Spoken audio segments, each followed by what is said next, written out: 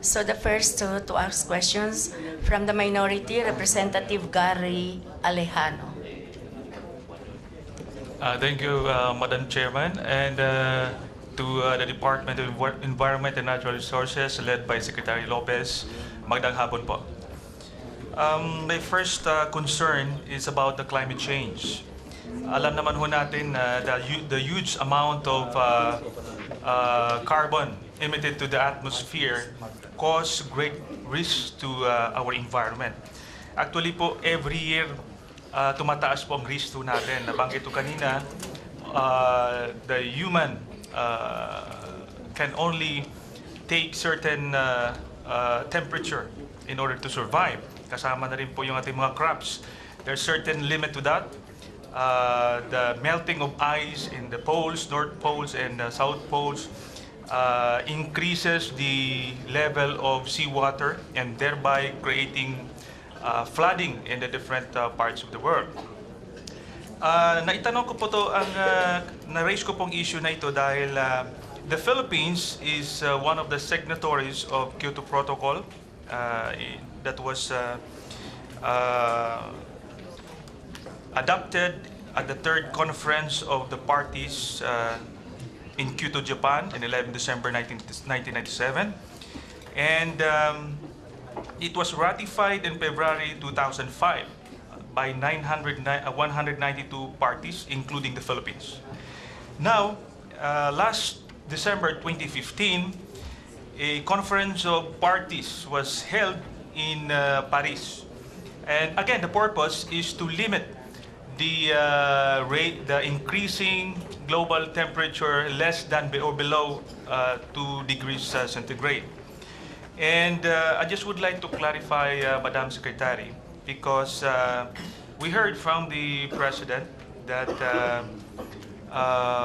he will not honor he will not sign or ratify that Conference of Parties 21 agreement. And lately, after a week, after stating that, after a week, he said that he's going to honor or top priority po ang environment. So I would like to be clarified on the official policy stand of the President of the government. This is my, I don't know if I should say it in this forum. Okay, John, you want to say something? Actually, okay, never mind. I'm just gonna say it because don't get me into trouble now. No, because when I asked the president, I think the French ambassador didn't deal with him well. You know, like he got inis, no? Okay, I cannot mention that. I told you I'm gonna get myself into trouble.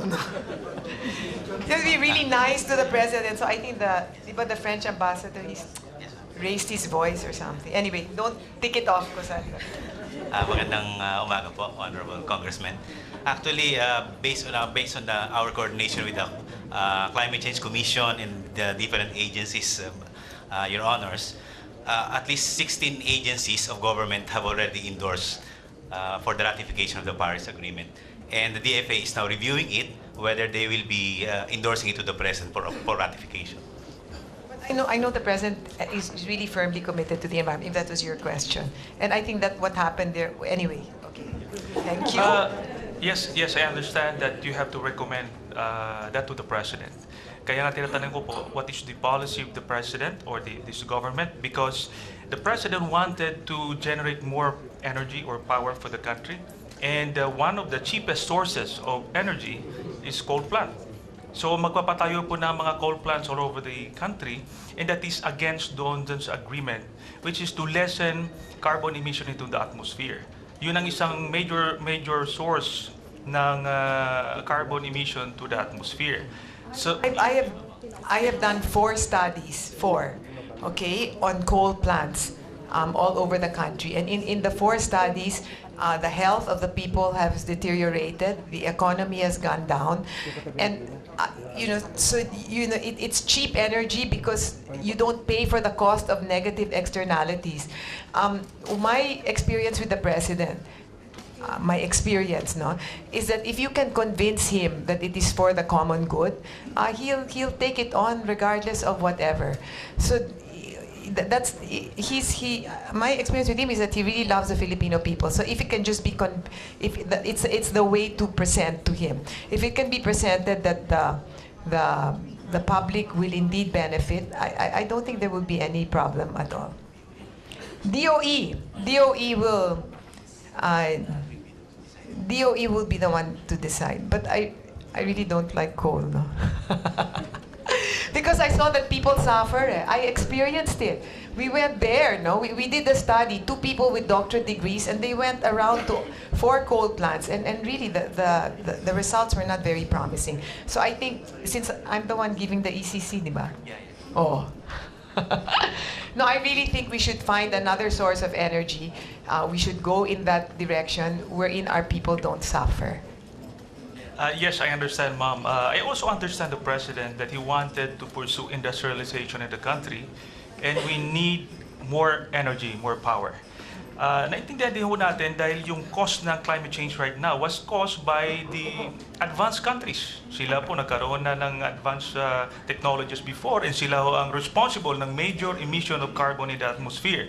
However, on our part, mawawala ho tayo ng credibility to force them to observe clean energy if we will not do it ourselves. Correct. I agree. At the end of the day, regardless of our efforts in preserving and protecting our environment, isang bagyo lang po, isang matinding drought, isang matinding climate change, lahat ng efforts po natin for the last 2 to 3 decades, mawawala po ito lahat. That is why I think we balance yung need natin sa energy. At the same time, we Correct. should also consider the effect of climate change, and that we will have the credibility to pressure first world countries to observe their own requirement or agreement. I totally agree. So the DOE and DNR will work together towards a cohesive policy which is for the good of the people. But I totally agree with you. Thank you, Madam Secretary. I'll go to the next, to my next concern. Madam Secretary, tinignan ko po yung budget. Sino po ang responsible in preserving and protecting marine resources in the country? We have the BMB, Biodiversity Management Bureau. Okay, you wanna? Your Honor, it's the Biodiversity Management Bureau who's providing the guidance for our field offices who does the implementation. However, when I look at your budget, wala po ditong sa project nyo na related to preservation, protection of our marine environment. Sa pag-aaral po namin, merong around 180 billion ang annual economic benefit na mabibigay po ng ating marine resources to our country. Napakalaki ito, more than our land area. Malaki pong ating marine resources and marine wealth.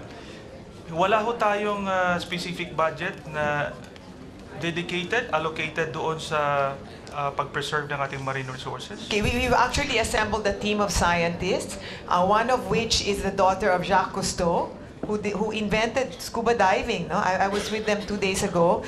And then we have esteemed marine biologists, and they're going to guide us on what we can do for marine life. And in fact, there's a budget here of 763 million for biodiversity, which does include marine. We are very, we're islands, so we're very much concerned about marine.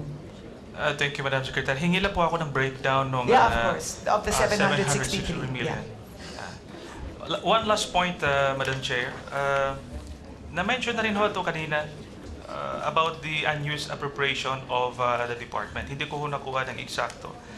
But the implication of this is the absorptive capacity of your department. Yes.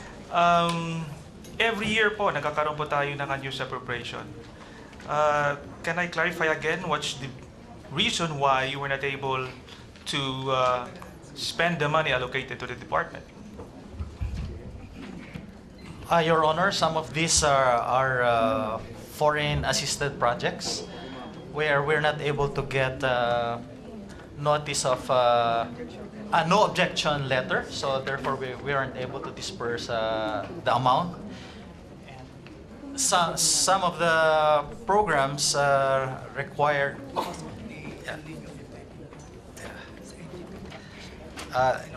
And then some of the programs we have to delay because of the El Nino last year, and we have last year and this year, early this year. So we have to make some realignment because the window for planting became very narrow.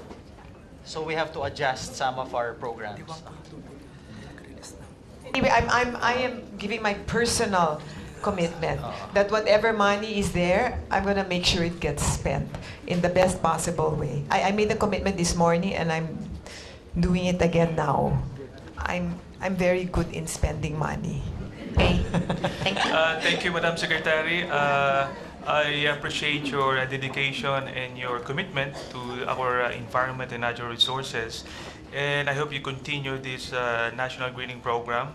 The Magdalo Party List is actually has been partnering with the department when it comes to reforestation. So I hope it will continue. Yes, and I Thank want to you, make Madam- special note that I want to spend this money such that it has double that in terms of economic impact. I want to really improve the lives of the people. That's my game plan. So I'm looking forward to working together with you. Okay. Thank you, Madam Secretary. Thank you, Madam Chair. Thank you.